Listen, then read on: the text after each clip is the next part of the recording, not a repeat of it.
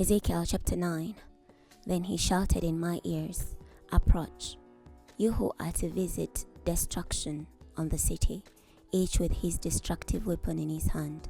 Next, I noticed 6 men coming from the direction of the upper gate, which faces north, each with his war club in his hand. Among them was a man dressed in linen, with a writing kit at his side. They came and stood beside the bronze altar.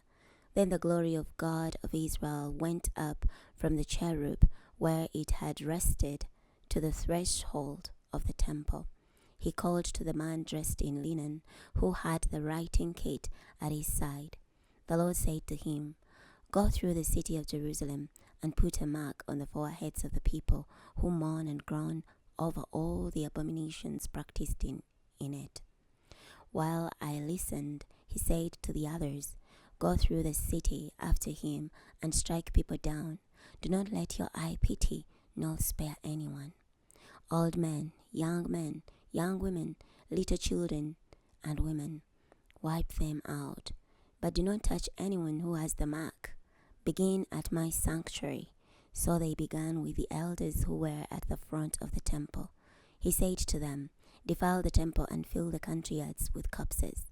Go." So they went out and struck people down throughout the city. While they were striking them down, I was left alone, and I threw myself face down and cried out, "Ah, sovereign Lord, will you destroy the entire remnant of Israel when you pour out your fury on Jerusalem?" He said to me, "The sin of the house of Israel and Judah is extremely great. The land is full of murder. The city is full of corruption, for they say, 'The Lord has abandoned the land, and the Lord does not see.' But as for me, my eye will not pity them, nor will I spare them. I hereby repay them for what they have done." Next, I noticed the man dressed in linen with a writing kit at his side, bringing back word, "I have done just as you commanded me." Chapter 10. As I watched, I saw on the platform above the top of the cherubim something like a sapphire, resembling the shape of a throne, appearing above them. The Lord said to the man dressed in linen, "Go between the wheelwork underneath the cherubim.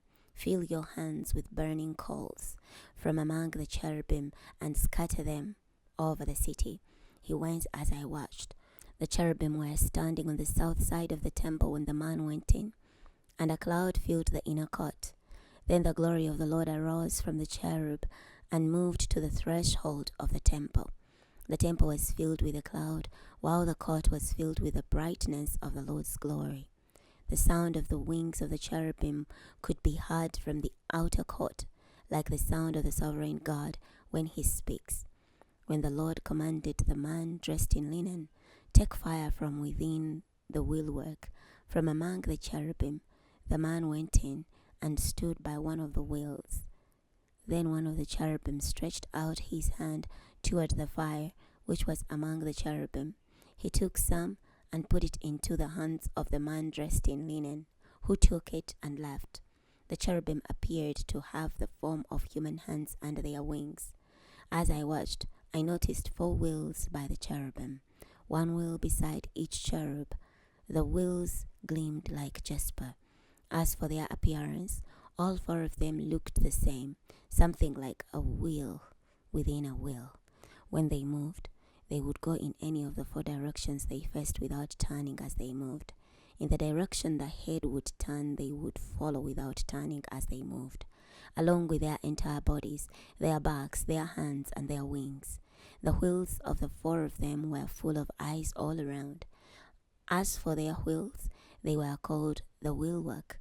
As I listened, each of the cherubim had 4 faces. The first was the face of a cherub, the second that of a man, the third that of a lion, and the fourth that of an eagle. The cherubim rose up. These were the living beings I saw at the Kiba River. When the cherubim moved, the wheels moved beside them. When the cherubim spread their wings to rise from the ground, the wheels did not move from their side. When the cherubim stood still, the wheels stood still, and when they rose up, the wheels rose up with them. for the spirit of the living beings was in the wheels.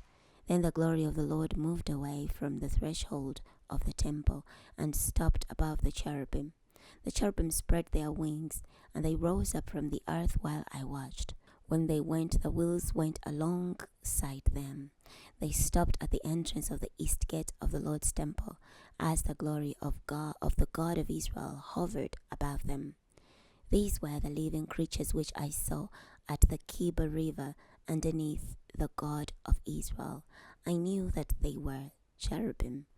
Each had 4 faces, each had 4 wings, and the form of human hands under the wings.